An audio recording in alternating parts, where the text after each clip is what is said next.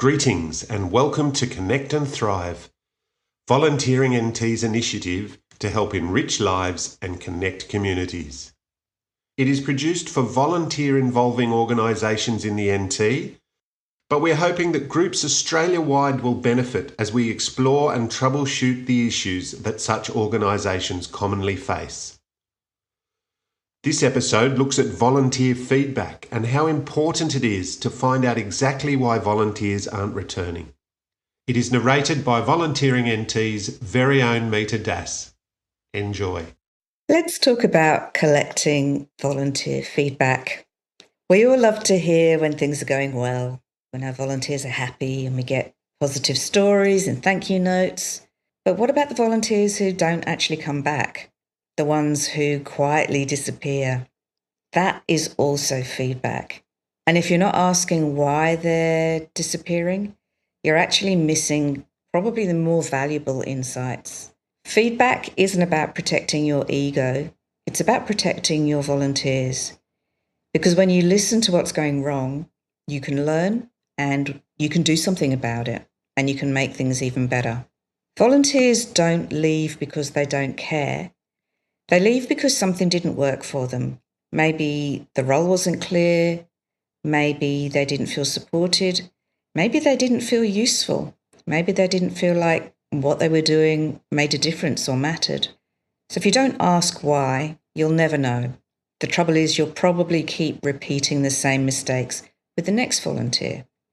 So that's why meaningful feedback is really important. It helps you fix problems, celebrate what's working, but also make sure that you're creating an environment where volunteers feel safe and feel useful and respected. So there are different ways to collect that volunteer feedback. Not everyone is comfortable speaking up in a face-to-face meeting, so you need to have a variety of ways to do this. But here are just some options for you. So the first one is the sort of formal exit interview or exit conversation. So when someone is leaving and they tell you that they're leaving, gently ask them what worked, what didn't work, and what could be improved. Surveys, they're easy to do, so you can just do a quick online form where you can gather input from past and current volunteers. Suggestion boxes, they're kind of old school, but anonymous drop-in pieces of paper can often work and let you know about issues that people might be afraid to say out loud.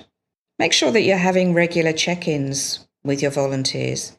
This can just be a regular one-to-one chat that shows that you care, and make sure that you're asking about the things that maybe aren't working for them so that you can hear about them before they get so bad that they leave.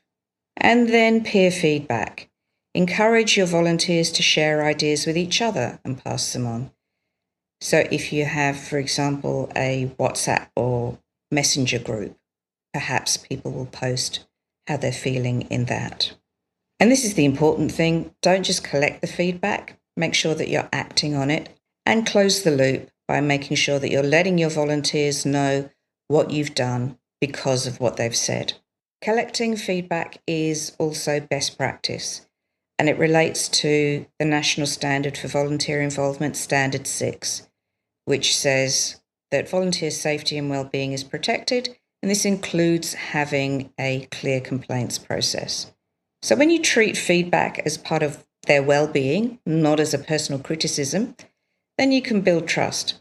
Volunteers know that they can speak up, they can be heard, and that they can see that you're actually going to act upon that, and they can see the change and the difference that that makes. So the challenge is not just celebrating the happy voices, but also seeking out the honest voices. Offer safe ways of giving feedback and act on what you hear.